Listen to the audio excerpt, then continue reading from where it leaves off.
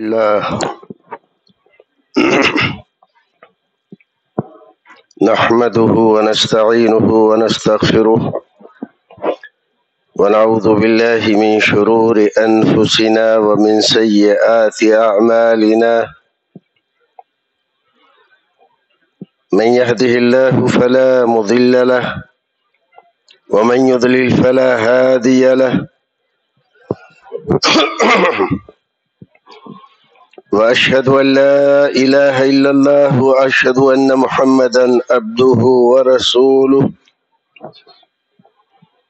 أما بعد فأعوذ بالله السميع العليم من الشيطان الرجيم بسم الله الرحمن الرحيم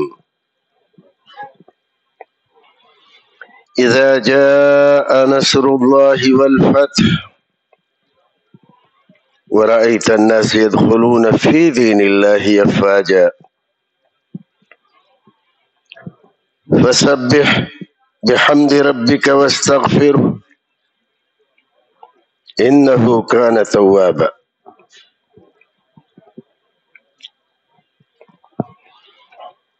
حمد و ثنا، تعریف و توصیف اور تمام طرح کی بڑائیاں اللہ سبحانہ و تعالیٰ کے لیے۔ بے شمار درود و سلام نازل ہو سید الاولین والآخرین شفیع المذنبین محمد رسول اللہ صلی اللہ علیہ وسلم پر، اور ہزاروں رحمتیں ہوں اللہ رب العزت کی صحابہ کرام، تابعین ادام، امامان دین، مجتہدین، محدثین اور ان لوگوں پر جو ان کے راستے پر چلتے ہیں۔ اللہ رب العزت کے بے شمار احسانات ہمارے اوپر ہیں،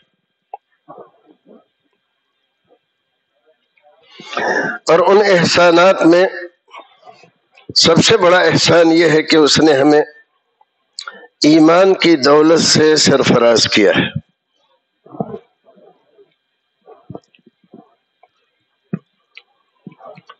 لیکن اس عظیم نعمت میں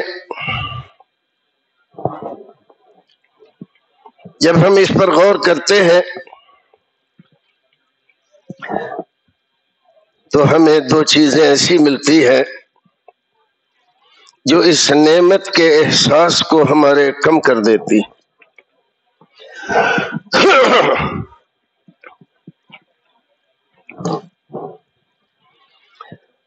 باوجود اس کے کہ اس نے ہمیں ایسے ملک میں مناسب آب و ہوا کے دیار میں پیدا فرمایا، لیکن ہمیں اسلام کی دولت ملی تو ڈائریکٹ نہیں ملی۔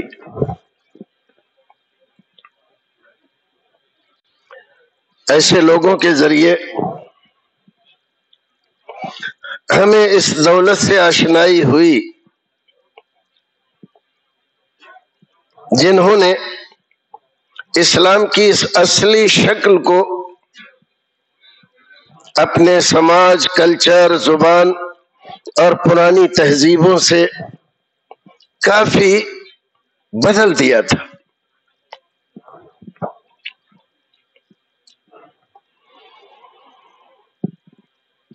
اور دوسرا احساس ہمیں یہ ہوتا ہے کہ ہم عربی زبان نہیں جانتے، کہ اللہ رب العزت کے بھیجے ہوئے اس پیغام کو جو اس کا آخری پیغام ہے اس دنیا والوں کے لیے،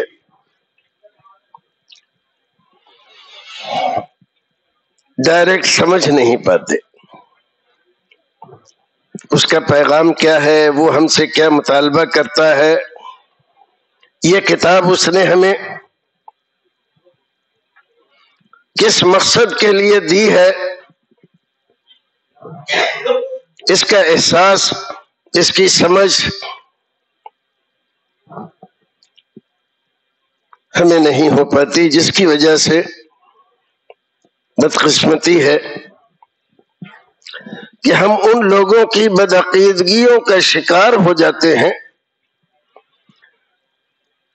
جو انہوں نے اصلی اسلام سے دور رکھنے کے لیے، برگشتہ کرنے کے لیے، اپنے چنگل میں پھنسانے کے لیے، اس کتاب سے دور رکھنے کے لیے ہمیں جو جال بنے ہیں ان جالوں میں پھنسائے رہتے ہیں۔ آپ قرآن کو نہیں سمجھ سکتے، قرآن کو سمجھنے والے تو سمجھ گئے، اب کہاں ہیں؟ قرآن کو سمجھنے کے لیے 18 علوم چاہیے، تمہیں تو ایک علم بھی نہیں آتا، اور کوئی کہتا ہے کہ قرآن کو سمجھنے کے لیے 32 علوم چاہیے، اتنے علوم پڑھو گے تب قرآن سمجھو گے۔ اور ہم یہی سب سن کے ان کی چالوں میں آ جاتے ہیں۔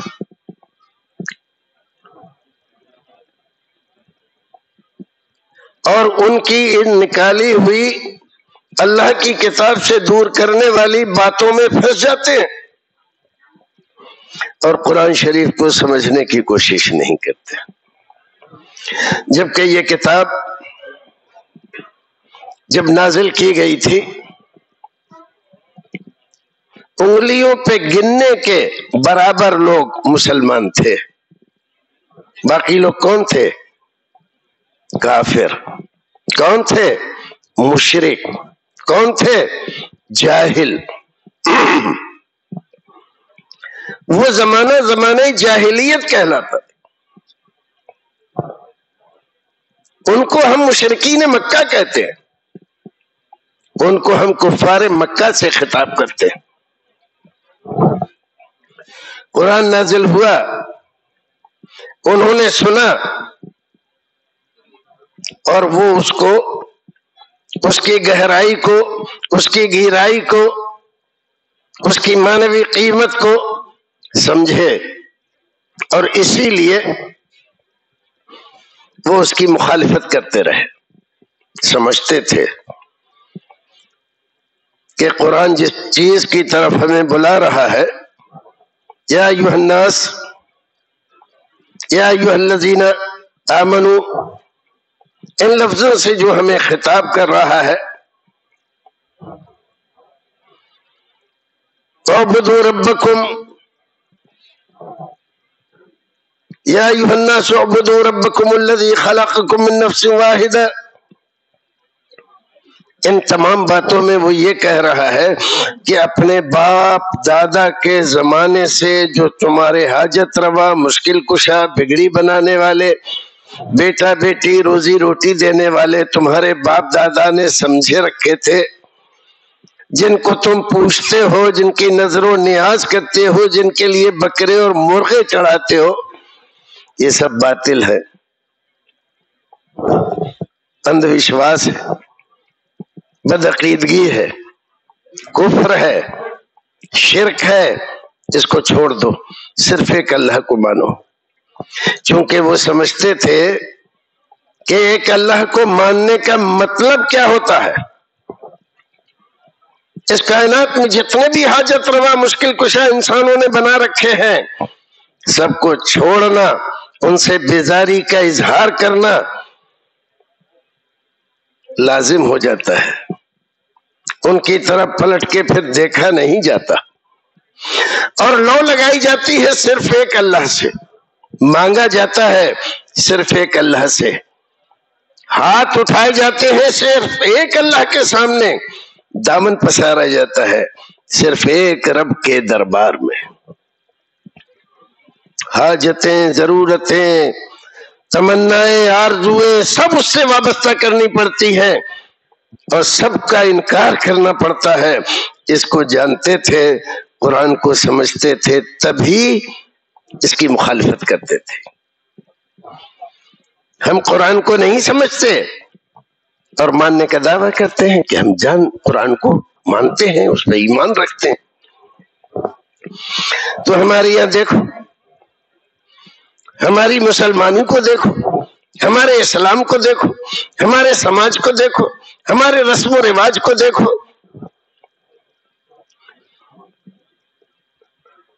اگر غور سے تنہائی میں بیٹھ کر سوچو گے تو ہمارے بود و باش، رہائش، رہن سہن، خوشی، غمی اور ان کے اندر جو کچھ بھی ہم کرتے ہیں، تہوار، رسمیں، رواج، ہندوؤں سے زیادہ مخالف نہیں ہے، مختلف نہیں ہے۔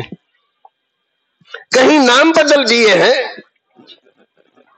اور کہیں تھوڑی سی تبدیلی کر دی ہے، نظریہ وہی ہے، خیالات وہی ہے، سوچ وہی ہے۔ ہم نے وہ جو اپنے دیوی دیوتا کے ساتھ کرتے ہیں اپنے بزرگوں کے ساتھ کرنا شروع کیا ہے۔ نام بدلے ہیں، بزرگ بدلے ہیں، نظریہ نہیں بدلا ہے، خیال نہیں بدلا ہے، سوچ نہیں بدلی ہے۔ اور یہی وجہ ہے کہ ہماری زندگیوں میں 1000 بار خطبے، تقریریں سننے کے باوجود تبدیلی نہیں آتی۔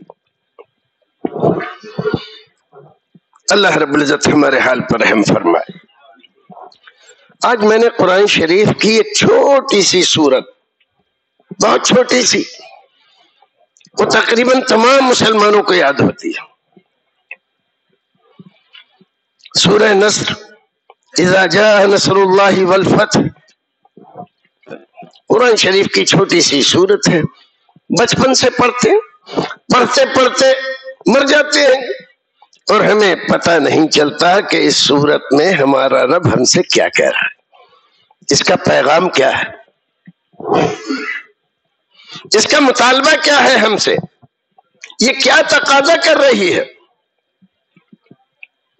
اس بات کو نہیں سمجھ پاتے۔ ماں نے سکھا دیا، مولوی صاحب نے یاد کرا دیا، تو نماز پڑھنے کے لیے ہم نے یہ سمجھا ہے کہ سورہ فاتحہ کے بعد ایک سورت پڑھنی ہے تو اذا جاء نصر اللہ والفتح پڑھی، قل یا ایھا الکافرون پڑھی۔ قل یا ایھا الکافرون میں اذا جاء نصر اللہ میں کیا فرق ہے؟ قل هو اللہ احد اور قل اعوذ برب الفلق، ان دونوں کے اندر پیغام کیا ہے؟ یہ کیا ایک ہی ہے؟ ہمیں کوئی فرق نہیں پڑتا ہے، کیونکہ ہم معنی، مطلب، اس کے تقاضے، اس کے مفہوم سے کوئی تعلق رکھتے نہیں اور سمجھنے کی کوشش کرتے نہیں۔ کوشش کرو تو قرآن ایسی عجیب عظیم کتاب ہے، لا تنقطع عجائبہ، ہر دن ایک ہی سورت کو پڑھو، اس پر غور کرو تو ہر دن تمہیں نیا معنی اس سے پتا چلے گا کہ واہ ہمارے رب نے کیا عجیب بات کہی۔ بہرحال میں چاہتا ہوں کہ آپ اس سورت کو تھوڑا سا سمجھنے کی کوشش کریں اور اپنی زندگی میں اس کو داخل کر کے اور اپنی زندگی میں عملی حیثیت سے انقلاب پیدا کریں۔ اللہ تعالیٰ اپنے نبی سے فرماتا ہے اذا جاء نصر اللہ، اے نبی جب اللہ کی مدد آ جائے اور آپ دیکھیں کھلی آنکھوں سے کہ اللہ کی مدد آ رہی ہے، والفتح اور فتوحات کا سلسلہ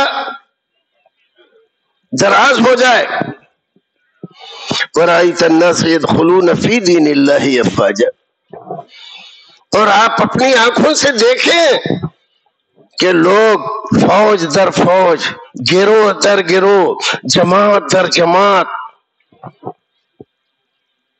اسلام میں داخل ہو رہے ہیں۔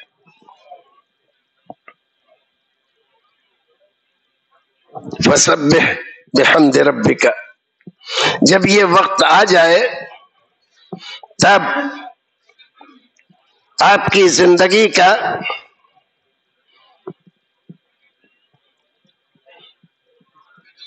جو ڈگر چل رہی ہے مزاج بدلنا چاہیے، یہ سمجھنا چاہیے کہ آپ کا مشن پورا ہوا ہے اور اب آپ کو ایک دوسرے مشن پہ لگنا ہے۔ ابھی آپ دنیا والوں کی ہدایت کی کوشش کر رہے تھے۔ اللہ کے بندے جہنم سے بچ جائیں، بربادی سے بچ جائیں، ہلاکت سے بچ جائیں، اس کے لیے آپ نے مشقتیں، مصیبتیں، پریشانیاں آپ نے اور آپ کے صحابہ نے کیا کیا جھیلی۔ اور اللہ رب العزت نے یہ کہا تھا ان مع العسر یسرا، اے نبی آج یہ تکلیفیں اور پریشانیاں ہیں، ہمیشہ نہیں رہیں گی۔ آج تکلیفیں اور پریشانیاں ہیں، کل آسانیاں آئیں گی۔ پریشانیوں کے بعد ہی آسانیاں آتی۔ یہ پیغام تھا اللہ رب العزت کا۔ آپ کو حکم دیا گیا تھا فاصبر کما صبر اولو العزم من الرسل، ان پریشانیوں، مصیبتوں، دکھ، درد اور تکلیف پر صبر کا راستہ اختیار کیجیے، صبر کیجیے۔ عام مسلمانوں کو بھی کہا گیا یا ایھا الذین آمنوا استعینوا بالصبر والصلاۃ ان اللہ مع الصابرین۔ ایمان والو، تکلیفیں، پریشانیاں جب حد سے گزرنے لگے تب ایسا کیا کرو کہ اللہ کے دربار میں جا کر کھڑے ہو جایا کرو۔ دنیا سے نکل کر دنیا کی تکلیفوں اور پریشانیوں سے اپنے آپ کو ڈائیورٹ کرو، بدلو، اللہ کے دربار میں جا کر کھڑے ہو جاؤ۔ صبر کا دامن پکڑو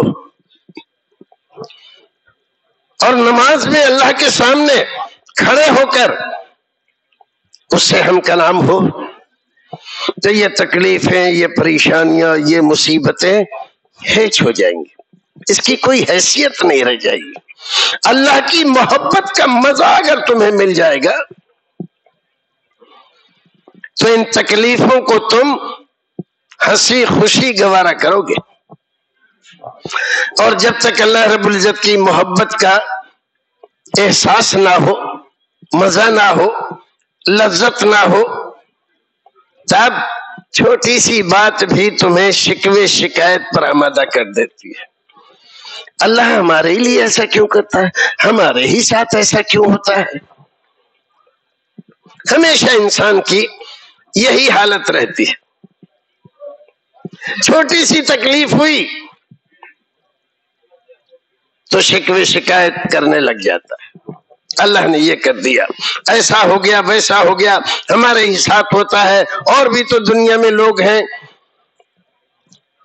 لیکن اگر اللہ کی محبت دل میں جاگزی ہوتی ہے تو زبان سے یہ نکلتا ہے کہ ہر کے از دوست میرود نیکوست، دوست کی طرف سے، محبوب کی طرف سے جو کچھ بھی آتا ہے وہ اچھا ہی ہوتا ہے، دل کو سکون پہنچاتا ہے۔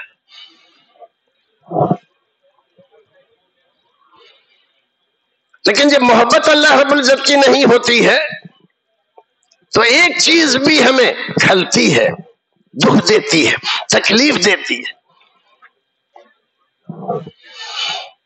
رسول اکرم صلی اللہ علیہ وسلم کو صبر کی تلقین، مسلمانوں کو صبر کی تلقین، اور پھر اس کا نتیجہ بھی بتلا ان اللہ مع الصابرین، اللہ تمہارے ساتھ ہے، تم اللہ کے ساتھ ہو، اس کے حفظ و امان میں ہو، اور جس کے ساتھ اللہ ہو اسے کس بات کا ڈر ہے، کس بات کی فکر ہے؟ لیکن یہ احساس تو ہو کہ اللہ ہمارے ساتھ ہے۔ اگر یہ احساس ہو کہ اللہ ہمارے ساتھ ہے تو دکھ، تکلیف، پریشانیاں کچھ بھی حیثیت نہیں رکھتی۔ حضرت ابراہیم خلیل اللہ علیہ السلام کو جلانے کے لیے، ختم کرنے کے لیے، تباہ کرنے کے لیے نیست و نابود کرنے کے لیے ایک لمبے زمانے تک خندقیں کھودی گئیں، بڑے بڑے درخت کاٹے گئے، اس میں آگ لگائی گئی، جب آگ کی لپٹیں آسمان کو چھونے لگیں، تب حضرت ابراہیم علیہ السلام کو اس میں ڈال کر جلانے کا پلان بنایا۔ کس نے؟ شیطان نے، شیطان کی ذریت نے، نمرود نے۔ حضرت ابراہیم علیہ السلام دیکھ رہے تھے یہ میلوں تک پھیلی ہوئی آگ میرے لیے تیار کی گئی ہے، مجھے اس میں ڈالا جائے گا۔ اور ایسے وقت میں حضرت جبریل علیہ السلام حضرت ابراہیم کے پاس آئے اور عرض کیا، ابراہیم اگر آپ کہو تو اس آگ کو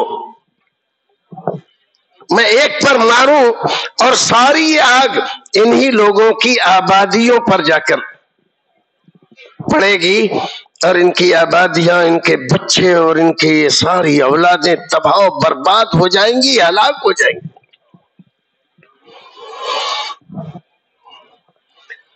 آپ کو میری مدد کی ضرورت ہے؟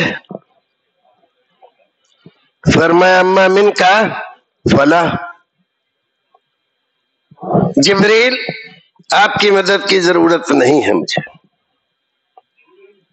اما من کا فلا واما من اللہ فنعم، ہاں مجھے اللہ کی مدد کی ضرورت ہے۔ ذرا غور تو کرو، کیا ان کو شک تھا کہ حضرت جبریل جو کہہ رہے ہیں ایسا ہوگا نہیں؟ کیا وہ نہیں جانتے تھے کہ حضرت جبریل کو اللہ رب العزت نے کیا طاقت و قوت عطا فرمائی ہے؟ جانتے تھے، نبی تھے، رسول تھے، ناواقف نہیں تھے، یہ مانتے تھے کہ جبریل جو کہہ رہے ہیں وہ ہو جائے گا، کر دیں گے، ذرہ برابر شک و شبہ نہیں تھا۔ لیکن جو خلیل ہوں اللہ کے، اور خلیل جانتے ہیں، یہ لفظ تو ہم نے بچپن سے سنا ہے، ابراہیم خلیل اللہ، لیکن جانتے ہیں کہ خلیل اللہ کا مطلب کیا ہوتا ہے؟ خلیل اللہ کا مطلب ہوتا ہے کہ جب ہم کسی سے خلت کا دعویٰ کرتے ہیں تو ہمیں تمام کائنات سے اپنا رابطہ، اپنی محبت منقطع کرنی پڑتی ہے۔ رسول اکرم فرماتے ہیں لو كنت متخذا خلیلا لاتخذت ابا بکر خلیلا ولكن صاحبكم خلیل الرحمن۔ اگر میں دنیا والوں میں، صحابہ میں، اپنے اہل بیت میں کسی کو اپنا خلیل بناتا تو ابو بکر کو بناتا، لیکن خلیل ابو بکر کو بھی نہیں بنایا۔ کیوں نہیں بنایا؟ اس لیے کہ ولیکن صاحبکم خلیل الرحمن، کیونکہ میں خلیل الرحمن ہوں، اللہ کا خلیل ہوں۔ اور خلت میں یہ ایسی محبت ہے، اس میں دوئی کی گنجائش نہیں ہے، کسی دوسرے کی شرکت کی قطعاً گنجائش نہیں ہے۔ تو ابو بکر کو بھی میں اپنا خلیل نہیں بنا سکتا۔ بات آئی سمجھ میں؟ محبت کے 10 درجے ہیں، جن میں سب سے بڑا درجہ خلت ہے، اور وہ درجہ اللہ رب العزت نے اس پوری کائنات میں جب سے دنیا بنی، جب سے انسان بنا، صرف 2 انسانوں کو عطا فرمایا، ایک ابراہیم اور ایک ہمارے رسول۔ نبیوں میں، رسولوں میں بھی کسی کو اللہ رب العزت نے خلت کا درجہ عطا نہیں فرمایا، صرف ابراہیم خلیل اللہ ہے اور صرف ہمارے رسول خلیل الرحمن ہے، کوئی دوسرا اس میں شریک نہیں۔ تو ایسے وقت میں یقین ہے جبریل جو کہہ رہے ہیں صحیح ہے، لیکن مدد ان سے مانگی جائے، مدد کا تصور کیا جائے، نہیں، خلت اس کو گوارا نہیں کرتی۔ اور جب یہ دیکھ لیا تو اللہ رب العزت نے کیا کیا؟ یہ کیا کہ جبریل کو نہیں، میکائیل کو نہیں، اسرافیل کو نہیں، کسی جن کو نہیں، کسی اور طاقت کو نہیں، بارش برسا کر، ہوا چلا کر اس آگ کو بجھایا جا سکتا تھا، اڑایا جا سکتا تھا، لیکن ڈائریکٹ اللہ رب العزت نے آگ کو خطاب کیا، یا نارو کونی بردم و سلامن علی ابراہیم، اے آگ تجھ کو یہ حکم ہے کہ ٹھنڈی ہو جا اور سلامتی ٹھنڈی ہو جا، میرا ابراہیم تیرے اندر آ رہا ہے، اس کو کوئی تکلیف نہیں پہنچنی چاہیے۔ من کان للہ کان اللہ لہ، جو اللہ کے بن کر رہتے ہیں تو اللہ رب العزت ان کا ہو جاتا ہے۔ بات تو کچھ اور کہی جا رہی تھی۔ رسول اکرم صلی اللہ علیہ وسلم کو کہا گیا آپ کو دنیا میں بھیجا تھا ہم نے ایک خاص مقصد کے لیے، ایک مشن دے کر۔ آپ نے بچپن سے 40 سال کا زمانہ گزرا اور گزارا نیکی کے ساتھ، پرہیزگاری کے ساتھ، صداقت کے ساتھ۔ دنیا والوں نے آپ کو صادق کہا، امین کہا، آپ کی مثالیں دی اور اپنے بچوں سے زیادہ آپ سے محبت کی۔ اور 40 سال کے بعد جب اسلام کی دعوت کی ذمہ داری آپ پر ڈالی گئی تو وہی مکے والے آپ کی جان کے دشمن ہو گئے بھائیو، اور دشمنی بھی اتنی زبردست کہ جس کی مثالیں اور نہیں ملیں گی۔ کیا کیا سازشیں، شرارتیں۔ اور ایک رات آپ کے دروازے کے باہر ننگی تلواریں لے کر ایک نہیں 1 درجن سے زائد لوگوں کو، جوانوں کو کھڑا کر دیا کہ صبح کو جیسے ہی نکلیں ویسے ہی سارے لوگ ایک ساتھ تلوار مار کر آپ کو ختم کر دیں۔ ادھر نمرود حضرت ابراہیم کو ختم کرنا چاہتا ہے، ادھر مکے والے رسول اکرم کو ختم کرنا چاہتے ہیں۔ تیاری ادھر بھی پوری تھی، ادھر بھی پوری ہے، اور اللہ کے رسول کو معلوم ہے۔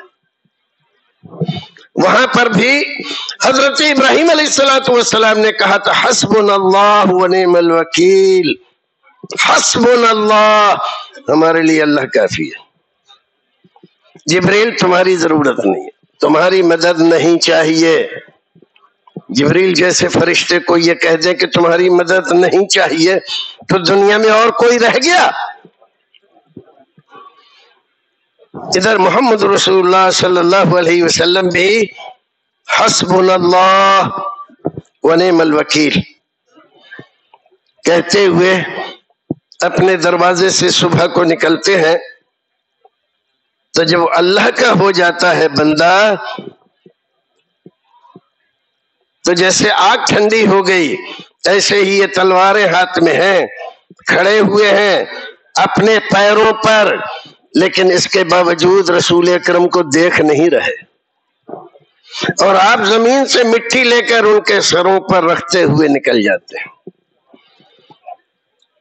اللہ جب کہہ دے کہ یہ میرا ہے اور میری حفاظت میں ہے، اس کی حفاظت میں کوئی دسترازی کر سکتا ہے؟ نہیں کر سکتا۔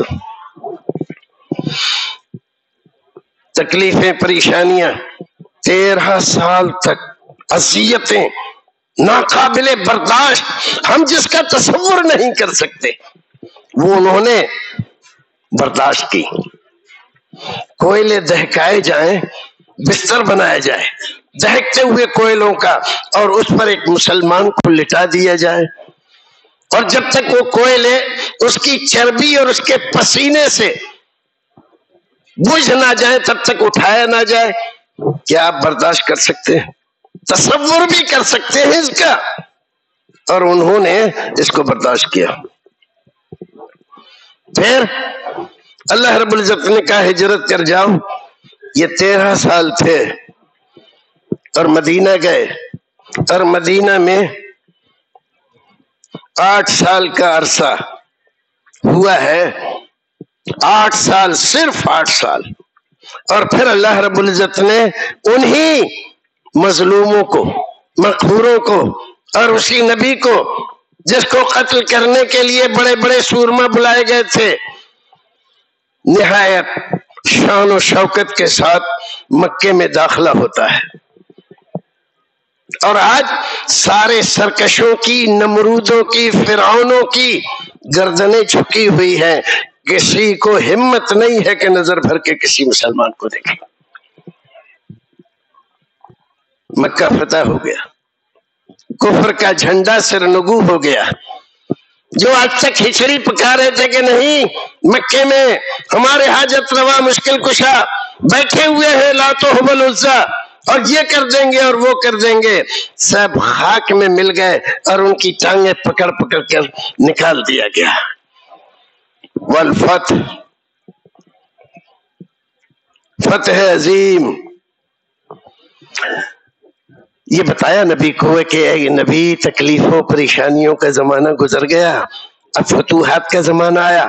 صبح سے شام تک آپ کے پاس الگ الگ دور دراز علاقے سے قبیلے آتے ہیں اور حاضر ہو کر آپ کے دستے مبارک پر اپنا ہاتھ رکھ کے کلمہ پڑھتے ہیں، مسلمان ہوتے ہیں، 1-2 دن رہتے ہیں اور واپس چلے جاتے ہیں. مہینوں میں ایک آدمی مسلمان نہیں ہوتا تھا. آج حال یہ ہے، رأیت الناس يدخلون فی دین اللہ افواجا، فوج در فوج ایک ایک دن میں لوگ اسلام میں داخل ہو رہے ہیں. مشن پورا ہو گیا، مشن پورا ہو گیا. اب آپ تیاری کیجئے. کائے کی؟ ہمارے پاس آنے کی. انسان پیدا ہوتا ہے، بڑھتا ہے، سن شعور کو پہنچتا ہے، طرح طرح کی آرزویں تمنا اس کے دل میں پیدا ہوتی ہیں، پھر شادی ہوتی ہے، پھر بچے ہوتے ہیں، کاروبار شروع کرتا ہے، بڑی محنت اور کوشش کرتا ہے، بڑی تکلیفیں اٹھاتا ہے، آخر محنت اور کوششوں کے نتیجے میں کامیاب ہو جاتا ہے. دکان، فیکٹری، کمپنی اور کاروبار زوردار چلنے لگتا ہے. یہی نہیں ہوتا ہے ہماری زندگی میں؟ بالکل اسی انداز سے ہماری زندگی گزرتی ہے جیسے اسلام شروع ہوا تھا. اور پھر اب اللہ رب العزت کہہ رہا ہے کہ تم نے کاروبار کیا، تجارتیں کی، فیکٹریاں بنائیں، کمپنیاں بنائیں، سب کچھ کیا، کیا یہی رہو گے ہمیشہ؟ ہمارے پاس نہیں آؤ گے. کب تک؟ کب تک اسی لوبھ اور اسی لالچ میں پڑے رہو گے؟ کیا ہمارے پاس نہیں آنا ہے؟ آنا ہے تو آنے کی تیاری کرو. ہم میں سے اکثر لوگ یہاں پر جو ہے وہ عمر کا ایک اچھا خاصا حصہ گزار چکے ہیں. جس مشن کے لیے جو تمنائیں ہم نے کی تھی پوری کر چکے ہیں. کیا ہمارے لیے یہ حکم نہیں ہے کہ آپ کا مشن پورا ہو گیا ہے، اب ہماری طرف آنے کی تیاری کریں؟ آپ تو تیاری کیسے کریں؟ اللہ تعالیٰ نے اپنے نبی کو بتایا، فسبح بحمد ربک واستغفرہ. اب سبحان اللہ والحمد للہ ولا الہ الا اللہ واللہ اکبر ولا حول ولا قوة الا باللہ استغفر اللہ ربی من کل ذنب واتوب الیہ. سبحان اللہ، اللہ کی حمد و ثنا اور استغفار، یہ ہے تیاری. تو ہم بھی تیاری کریں. اللہ رب العزت ہمیں اور آپ کو نیک عمل کرنے کی توفیق عطا فرمائے. اس سورت کا یہ پیغام ہے اور وقت ہمارا ختم ہوا اور پیغام کی تشریح رہ گئی، لیکن پیغام آپ کو دے دیا ہے. اس قرآن شریف کی سورت کو آپ پڑھیے اور دیکھیے کہ اللہ رب العزت نے اپنے نبی کو کیا حکم دیا ہے. وہ حکم ہمارے لیے بھی ہے، ہمیں بھی اپنی تیاری کرنی چاہیے.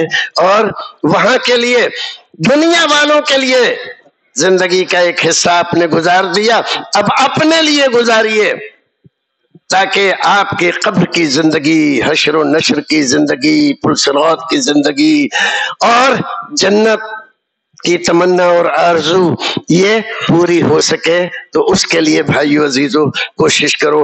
سبحان ربک رب العزت عما یصفون وسلام علی المرسلین والحمد للہ رب العالمین.